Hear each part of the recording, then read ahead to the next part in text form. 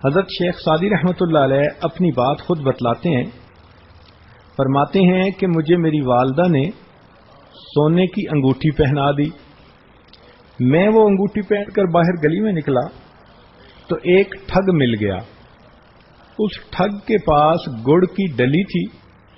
اس نے مجھے اٹھا کر پیار کیا اور مجھے کہنے لگا کہ تم اپنی انگوٹھی کو چکھو. میں نے انگوٹھی کو زبان سے لگایا تو بے ذائقہ سی تھی. پھر اس کے بعد اس نے گڑ کی ڈلی دی کہ اس کو چکھو. جب میں نے گڑ کو چکھا تو بڑا مزیدار تھا. کہنے لگا کہ مزیدار چیز لے لو اور بے مزہ چیز دے دو. کہنے لگے کہ مجھے گڑ کا اتنا مزہ آیا کہ میں نے اسے انگوٹھی اتارنے دی اور گڑ کی ڈلی لے کر گھر واپس آ گیا.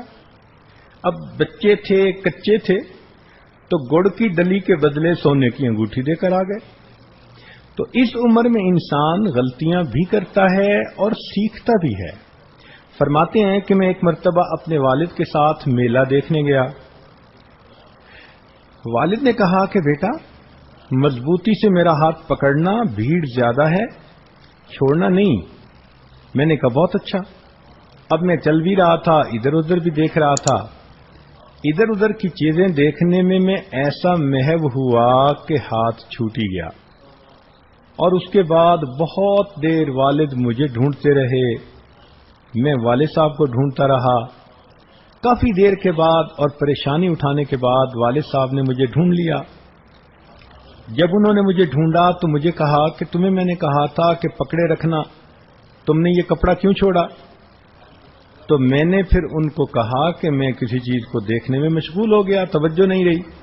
تو کہنے لگے کہ والد نے میرے کان کھینچے اور کان کھینچ کر کہا کہ دیکھو بچے، جس طرح تم نے اپنے بڑے کا ہاتھ مضبوطی سے نہ پکڑا تو دنیا کے میلے میں گم ہو گئے، اسی طرح تم بڑے ہو کر اگر اپنے بڑوں کا ہاتھ مضبوطی سے نہیں پکڑو گے تو پھر دنیا کے میلے میں گم ہو جاؤ گے. کہنے لگے کہ بچپن کی ہوئی والد کی یہ بات مجھے آج بھی یاد آتی ہے کہ واقعی جو اپنے بڑوں کا ساتھ چھوڑ بیٹھتا ہے وہ پھر دنیا کے جلملاہٹ کے اندر گم ہی ہو جایا کرتا ہے. فرماتے ہیں کہ میں چھوٹا سا تھا، اپنے والد کے ساتھ تہجد میں اٹھ جایا کرتا تھا. ایک رات میں نے تہجد پڑھی تو گھر کے کچھ لوگ سوئے ہوئے تھے. تو میں نے ابو سے کہا کہ ابو دیکھو یہ لوگ سوئے پڑے ہیں، یہ اٹھ کے پڑھتے ہی نہیں تہجد. تو والد نے کہا کہ بیٹا تم اگر سوئے رہتے تو زیادہ بہتر تھا، اس لیے کہ اب جو تم نے یہ بات کی یہ غیبت میں داخل ہے. ان کو سونے پر اتنا گناہ نہیں ہوگا جتنا تمہیں غیبت کے کرنے پر گناہ ہوا. تو دیکھیے کس طرح بچہ باتیں کر رہا ہے اور عقل مند باپ اس بچے کو ساتھ ساتھ تعلیم بھی دے رہا ہے، اس کی تربیت بھی کر رہا ہے. یہ شیخ سعدی رحمت اللہ علیہ ایک بڑے استاد کے شاگرد بنے جن کا نام تھا ابن جوزی رحمت اللہ علیہ، جنہوں نے تلبیس ابلیس لکھی. تو فرماتے ہیں کہ میں شافعی مذہب پہ تھا اور استاد مجھے اس کے مطابق تعلیم دے رہا تھا. ایک دن استاد نے مجھے پڑھایا کہ روزے میں مسواک نہیں کرنی چاہیے. امام اعظم ابو حنیفہ رحمۃ اللہ علیہ کے نزدیک روزے میں مسواک کا کرنا جائز ہے، مگر امام شافعی رحمۃ اللہ علیہ اس میں بہت احتیاط برتتے ہیں. وہ فرماتے ہیں کہ نہیں، جب اللہ کو روزے دار کی مہک ہی اچھی لگتی ہے تو مسواک کیا کرنی. بہرحال ان کا اپنا نقطہ نظر. کہنے لگے کہ میں نے جب یہ پڑھا تو میں نے گھر آ کر اپنے والد کو کہا کہ ابو روزے میں مسواک نہیں کرنی ہوتی. جب میں نے یہ بتایا تو میرے والد نے کہا کہ بیٹے تم روزے میں مسواک نہ کرنے کی تو اتنی احتیاط کر رہے ہو، اور ابھی جو تم نے بات کی تو وہ غیبت تھی اور تم نے اپنا مردہ بھائی کا گویا گوشت کھا لیا، تو کیا روزے میں یہ گوشت کھانا تمہارے لیے جائز تھا؟ کہنے لگے تب مجھے سمجھ میں آئی کہ واقعی روزے کی حالت میں غیبت سے کتنا بچنا چاہیے. تو یہ میں مثال اس لیے عرض کر رہا ہوں کہ آپ کو یہ پتہ رہے کہ جو اہل علم ہوتے ہیں، مرد ہوں یا عورتیں ہوں، وہ بھی اپنے گھر کے بچوں سے باتیں کرتی ہیں، مگر وہ بات بات کے مطابق ان بچوں کی اصلاح بھی کرتی چلی جاتی ہیں، ان کو سمجھاتی بھی چلی جاتی ہیں، اور اسی طرح بچے ماشاء اللہ پلتے بھی رہتے ہیں اور ساتھ سنورتے بھی رہتے ہیں۔ اور جن ماؤں کو علم نہیں ہوتا، یا تو وہ غلطیوں پہ بھی درگزر کر دیں گی، پیار کر لیں گی، اور یا پھر انسان کو چھوٹی چھوٹی بات پر جائز سوال کے اوپر بھی ڈانٹ کر چپ کروا لیں گی۔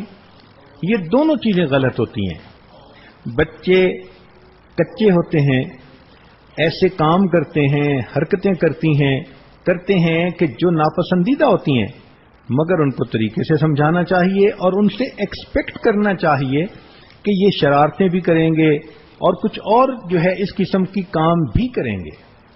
مولانا آزاد فرماتے ہیں، میں چھوٹا سا تھا تو گھر میں والد صاحب کا عمامہ پڑا ہوتا تھا، تو میں کیا کرتا کہ اپنی بہنوں کو اکٹھا کر لیتا اور اپنے سر پہ اپنے والد کا عمامہ رکھتا اور بڑی شان سے اکڑ کے چلتا، اور میں بہنوں کو کہتا ہٹو راستہ دو، اس لیے کہ دہلی کے مولانا آ رہے ہیں۔ اس لیے کہ بچپن میں نے سنا ہوا تھا کہ دہلی میں کوئی بڑے مولانا رہتے ہیں۔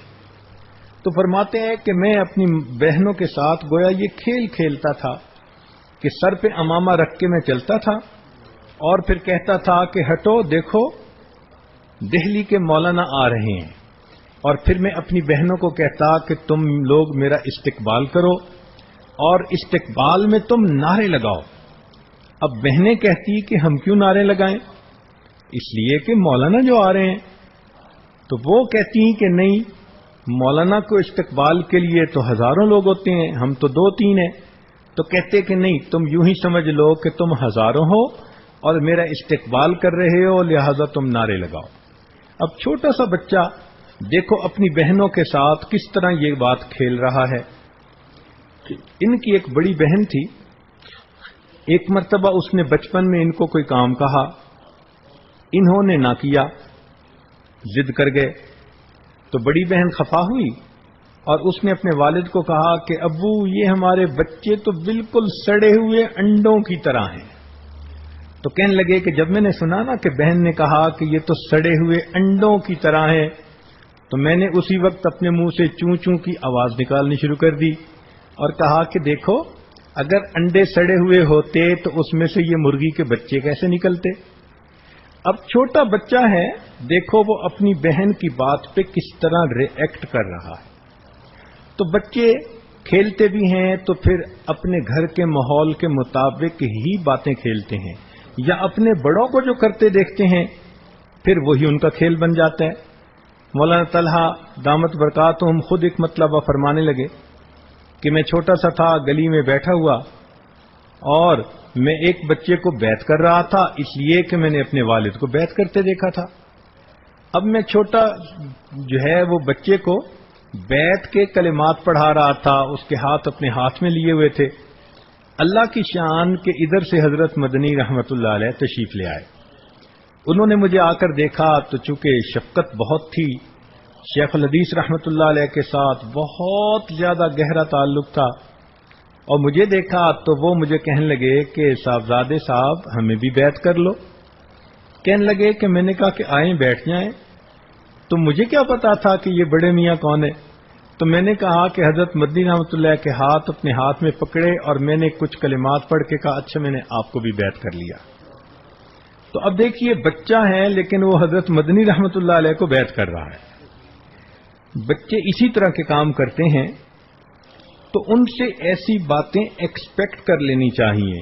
ہاں کئی مرتبہ وہ ایسے ریئیکٹ کرتے ہیں کہ بندے کو بات سمجھ نہیں آتی، اس لیے کہ کبھی وہ سہم جاتے ہیں، کبھی وہ خوف زدہ ہو جاتے ہیں، کبھی وہ ہمت کر جاتے ہیں۔ چنانچہ مولانا عبد الماجد دریا آبادی رحمت اللہ علیہ اپنے بارے میں بتایا کرتے تھے کہ جب میں تھوڑا سا بڑا ہوا تو میرے گھر میں قرآن مجید شروع کرنے کی تقریب ہوئی۔ اس زمانے میں اس کو رسم بسم اللہ کہا جاتا تھا، اور یہ 2 رسمیں بڑے شان سے منائی جاتی تھیں۔ ایک رسم بسم اللہ قرآن شروع کروانے سے پہلے اور ایک رسم آمین جب قرآن ختم ہوا کرتا تھا. اس زمانے کی یہ تقریبات یعنی ہوا کرتی تھیں. کہنے لگی کہ امی نے مجھے نہلایا، پھر بہن نے مجھے اچھے کپڑے پہنائے، خوشبو لگائی، خوب مجھے سجا دیا گیا. گھر کے اندر رشتہ داروں کو بلایا گیا، سب نے اچھے کپڑے پہنے ہوئے ہیں، مٹھائی کا انتظام کیا ہوا، خوش باش ہیں. حتیٰ کہ ایک قاری صاحب کو بھی بلا لیا گیا جنہوں نے آ کر مجھے بسم اللہ پڑھانی تھی. اب جب سارے لوگ خوشیوں کے ساتھ اکٹھے میری طرف متوجہ ہوئے، حتیٰ کہ گھر کی عورتیں وہ بھی پردے کے پیچھے لگ کر میری آواز سے بسم اللہ سننے کو ترس رہی ہیں اور خوش ہو رہی ہیں کہ بچہ آج اللہ کا قرآن شروع کرے گا، تو قاری صاحب نے مجھے کہا کہ بچے پڑھو بسم اللہ. کہنے لگے مجھے ایسی چپ لگ گئی کہ میں نے کچھ بھی نہ پڑھا. بار بار قاری صاحب کہہ رہے ہیں، حتیٰ کہ مجھے والد نے کہا، دوسروں نے کہا، مگر کچھ ماحول ایسا تھا کہ مجھے چپ ہی لگ گئی اور میں بولنے پہ آمادہ ہی نہ ہوں. بہت سمجھایا گیا، حتیٰ کہ 10-15 منٹ خوب منتیں کی گئیں اور میں نے نہ اس وقت بولنا تھا نہ میں بولا، چپ لگی ہوئی تھی. حتیٰ کہ لوگ اٹھ گئے کہ چلو جی اگر نہیں پڑھتا تو کوئی بات نہیں. عورتوں کے دلوں کے اندر بھی اداسی آ گئی کہ بچے نے اس موقع پہ نہیں پڑھا. والد کو غصہ آیا تو والد نے مجھے پھر ایک تھپڑ بھی لگا دیا کہ جب سب تجھے کہہ رہے ہیں کہ پڑھو تو پڑھ کیوں نہیں رہے. کہنے لگے میں نے تھپڑ بھی کھا لیا، وہ آنسو بھی بہا لیے، پڑھا پھر بھی نہیں. خیر کیا ہوا کہ میرا قریبی ایک رشتہ دار تھا جو بڑا ہی سمجھدار تھا. اس نے مجھے اٹھا لیا اور کہا کہ کیوں روتے ہو، کوئی بات نہیں، رو نہیں. وہ مجھے اٹھانے کے بعد تھوڑا ادھر ادھر لے گیا، مجھ سے باتیں کرتا رہا. باتیں کرنے کے بعد مجھے کہنے لگا، ارے میاں تمہارے اندر اتنی ہمت ہی نہیں کہ تم 2 لفظ پڑھ دو؟ کیا تمہیں لوگ بے وقوف کہیں تو یہ تمہیں اچھا لگے گا؟ میں نے کہا نہیں، میں تو بے وقوف نہیں ہوں. اس نے کہا تمہیں اگر گندا بچہ کہیں تو اچھا لگے گا؟ میں نے کہا نہیں، میں گندا بچہ تو نہیں ہوں. اس نے کہا گندے بچے نہیں ہو تو پھر ان کو پڑھ کے سنا دو کہ تم بسم اللہ پڑھنا جانتے ہو. کہنے لگے جب اس نے مجھے اس طرح پراپرلی ڈیل کیا تو میں نے اتنے زور سے بسم اللہ پڑھی کہ قاری صاحب تو کیا، گھر میں بیٹھنے والی عورتوں نے بھی بسم اللہ کی آواز سن لی. تو اب دیکھیے کہ ہے تو بچہ، لیکن اگر اس کو تھپڑ مارا تو چپ لگی ہوئی تھی اور پیار کے ساتھ اس کو ڈیل کیا تو اس نے اتنا اونچا پڑھا کہ دیوار کے پار بھی اس کی آوازیں جانے لگ گئیں. تو یہ بچے عام طور پر ایسے ہی کرتے ہیں. اگر آپ نے بچے کو کوئی بات کہی، اس نے نہ کر دی، ماننے پہ تیار ہی نہیں، غصہ مت ہوں، آپ اس کا تھوڑا سا ماحول بدل دیں، ادھر ادھر کی بات بدل دیں، اور بات بدلنے کے تھوڑی دیر بعد آپ جب پھر وہی بات کہیں گی تو وہ فوراً کر لے گا. بچے کی اللہ نے میموری بہت شارٹ بنائی ہوتی ہے. اس شارٹ میموری کا فائدہ اٹھانا چاہیے اور اس سے ڈیل کرنا بندے کو آنا چاہیے. چنانچہ وہ کہتے ہیں کہ اس بچپن کی عمر میں بس سارا دن مجھے ایک ہی فکر ہوتی تھی کہ شام کو ایک خانچے والا آتا تھا، وہ کبھی گنڈیریا بیچتا تھا اور کبھی سموسے بیچتا تھا اور ایسی چٹپٹی چیزیں بیچتا تھا. سارا دن مجھے بس اس کی فکر ہوتی تھی کہ کب عصر کا وقت آئے اور وہ خانچے والا صدا لگائے اور میں امی سے پیسہ لوں اور اس سے جا کر چٹپٹی چیز لا کر کھاؤں. لو، بچے کی زندگی کا سب سے بڑا یہی گویا اس وقت مقصد بنا ہوا تھا. کہنے لگے کہ میں چھوٹا تھا تو ایک دن امی ابو آپس میں بیٹھے بات کر رہے تھے تو کسی نے کہا کہ قیامت کا دن ہوگا، بہت گرمی ہوگی اور سورج تو سوا نیزے پہ ہوگا اور پسینہ ہوگا اور بہت مشکل ہوگی. تو ساری باتیں سن کے میں ہنس پڑا. تو امی نے کہا کہ بیٹے ہنس کیوں رہے ہو؟ تو میں نے کہا امی جب اتنی زیادہ گرمی ہوگی تو میں گرمی سے بچنے کے لیے کمرے میں چلا جاؤں گا. تو کہنے لگے، سارے گھر والے ہنسنے لگے. کہ حشر کی گرمی کا تذکرہ اور بچے کا حال دیکھو کہ کہہ رہا ہے کہ امی اس گرمی سے بچنے کے لیے میں اس دن کمرے میں چلا جاؤں گا. تو بچے کی اتنی ہی سوچ ہوتی ہے اور اتنا ہی اس کا معاملہ ہوتا ہے. چنانچہ حضرت مولانا خلیل الرحمان سہارنپوری رحمۃ اللہ علیہ، ان کے گھر میں ایک خادمہ کام کرتی تھی اور اس خادمہ کا نام تھا رحمتی. وہ گھر کے کام سمیٹتی تھی، قریب ہی رہتی تھی. اس نے ایک بکری بھی پالی ہوئی تھی. چنانچہ اس بکری نے ایک بچہ دیا، چھوٹا سا میمہ. مولانا یوسف رحمۃ اللہ علیہ جو حضرت مولانا الیاس رحمۃ اللہ علیہ کے صاحبزادے تھے، جانشین تھے، وہ بچپن کی عمر میں تھے اور وہ حضرت مولانا خلیل احمد سہارنپوری رحمۃ اللہ علیہ کے ہاں آیا جایا کرتے تھے. فرماتے ہیں خود کہ میں جب وہاں جاتا تھا تو مجھے وہ چھوٹا بکری کا بچہ بہت اچھا لگتا تھا، تو میں اکثر اس بکری کے ساتھ اور بکری کے بچے کے ساتھ کھیلتا تھا. تو ایک دفعہ کیا ہوا کہ لوگ آپس میں حج کی باتیں کر رہے تھے کہ ہم نے حج پہ جانا ہے. میں ان کی باتیں سنتا رہا تو آخر پہ پھر میں نے کہا کہ ہاں میں بھی حج پہ جاؤں گا. تو کسی نے پوچھ لیا کہ کیسے حج پہ جاؤ گے؟ تو کہنے لگا کہ میں نے کہا کہ رحمتی کی بکری کا جو چھوٹا بچہ ہے نا، میں اس کی پیٹھ پہ سوار ہو کر حج کے لیے جاؤں گا. اب دیکھو چھوٹا سا بچہ بچپن کی عمر میں یہ جواب دے رہا ہے کہ میں بکری کے بچے کی پیٹھ پر بیٹھ کر حج کروں گا. کہنے لگے یہ بات ایسی مشہور ہوئی کہ پھر مولانا خلیل الرحمان سہارنپوری رحمۃ اللہ علیہ جب بھی کبھی مجھے ملتے تو بچپن میں مجھے دیکھ کر کہتے کہ ہاں سناؤ بچے تم حج پہ کیسے جاؤ گے؟ اور میں آگے سے کہہ دیتا کہ بکری کے بچے کی پیٹھ پہ بیٹھ کے حج کروں گا. تو حضرت مسکرایا کرتے تھے اور ہنسا کرتے تھے. یہ عمر ایسی ہی ہوتی ہے، انسان کی یہی چھوٹی سی دنیا ہوتی ہے.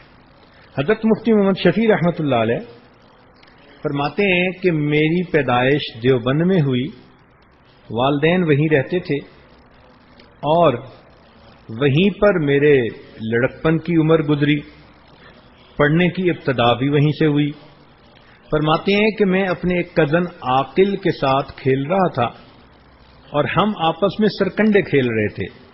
یعنی چند چھوٹے سے ٹکڑے تھے سرکنڈے کے، ایک دوسرے کے ساتھ کھیلنا، یوں رکھو یوں پھینکو، تم جیت جاؤ گے یہ ہار جائے گا. کہنے لگے سرکنڈوں کا کھیل میں اپنے کزن کے ساتھ کھیل رہا تھا کہ اس نے سارے ہی سرکنڈے مجھ سے جیت لیے. فرماتے ہیں میں اتنا ڈپریس ہوا کہ اتنا میرا نقصان ہو گیا. اب سوچو کہ بچے کی دنیا کیا ہے کہ سرکنڈے اس سے اگر کسی نے جیت لیے تو گویا اس پر پہاڑ ٹوٹ پڑا. وہ سمجھتا ہے کہ دنیا کا اتنا بڑا خزانہ اس کے ہاتھ سے کسی نے لوٹ لیا. بعد میں فرمایا کرتے تھے کہ جب کبھی اب میں سوچتا ہوں کہ پوری دنیا کی میرے سامنے کیا حقیقت ہے، مگر بچپن میں میرا کیا حال تھا کہ سرکنڈوں کے چلے جانے پر میں اس قدر پریشان ہو گیا تھا. تو ایسا ہی ہوتا ہے کہ بچپن میں انسان کی ایسی ہی امنگیں ہوتی ہیں اور تمنائیں ہوتی ہیں. بلکہ اکبر الہ آبادی بڑے ظریف شاعر گزرے ہیں مگر بہت تعلیم یافتہ تھے اور اپنے وقت کے جج تھے. چنانچہ ان کا بیٹا ماشاءاللہ جب جوان ہوا تو انہوں نے اس کی شادی کی. اب ولیمہ کی تقریب تھی. اس ولیمہ کی تقریب میں انہوں نے بڑے اچھے طبقے کے لوگوں کو بلایا ہوا تھا. امیر لوگ، پڑھے لکھے لوگ، معاشرے کے ذمہ دار لوگ، بڑے بڑے اس طرح کے جو لوگ تھے نا وہ آئے ہوئے تھے.